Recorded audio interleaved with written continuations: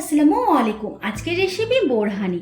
যে কোনো রিচ খাবার খেলে ও বিরিয়ানির শেষ পাতে এক গ্লাস বোরহানি খেলে পেট ঠান্ডা হয়। খুব সহজভাবে বোরহানি বানানোর চেষ্টা করেছি। কিভাবে বানাচ্ছি দেখা যাক। এখানে এক মুঠো পুদিনা পাতা ও এক মুঠো ধনে পাতা খুব ভালো করে ধুয়ে পরিষ্কার করে নিয়েছি। এবারে একটা মিক্সি জারের মধ্যে পুদিনা পাতা, ধনে পাতা, দুটো কাঁচা লঙ্কা দিয়ে ভালো করে ব্লেন্ড করে নিলাম।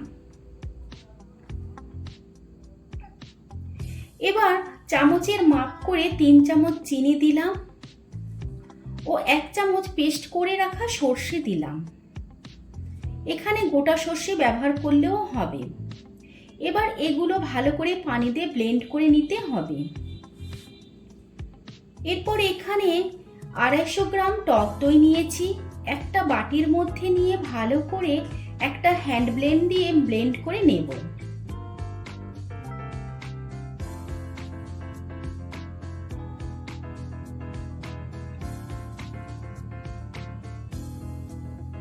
তো দেখো খুব সহজভাবে ব্লেন্ড হয়ে যাবার পর এর মধ্যে সামান্য পরিমাণ টমেটো সস দিলাম।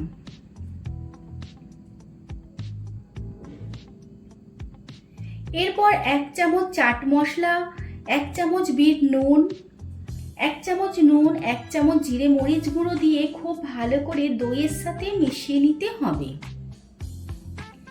এই পরিমাণগুলো 250 গ্রাম টক দইয়ের জন্য নেওয়া হয়েছে।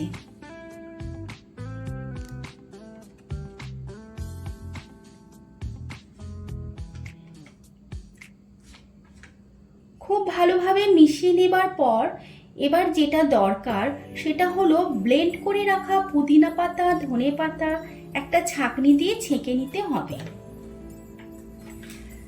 তার কারণ এর ফ্লেভারটাই দরকার।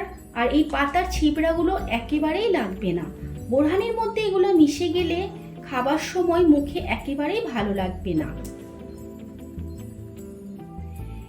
এবার এগুলো মিশিয়ে নিলেই বোরহানি একেবারেই রেডি।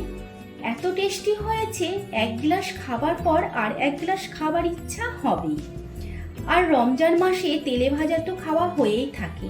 তারপর পেট ঠান্ডা করার জন্য এইরকম বোরহানি বানিয়ে খেলে অনেক উপকার পাবে। তো আমার রেসিপি যদি ভালো লেগে থাকে ভিডিওটি লাইক ও শেয়ার করবে। তোমাদের কাছে অনুরোধ রইল চ্যানেলটি সাবস্ক্রাইব করে পাশে থাকা বেল আইকনটি ক্লিক করে দেওয়ার জন্য, যাতে আমার নিয়মিত ভিডিও আসলে তোমাদের কাছে নোটিফিকেশন যায়। এই রেসিপি কেমন লাগলো অবশ্যই কমেন্ট বক্সে জানাবে। আল্লাহ হাফেজ।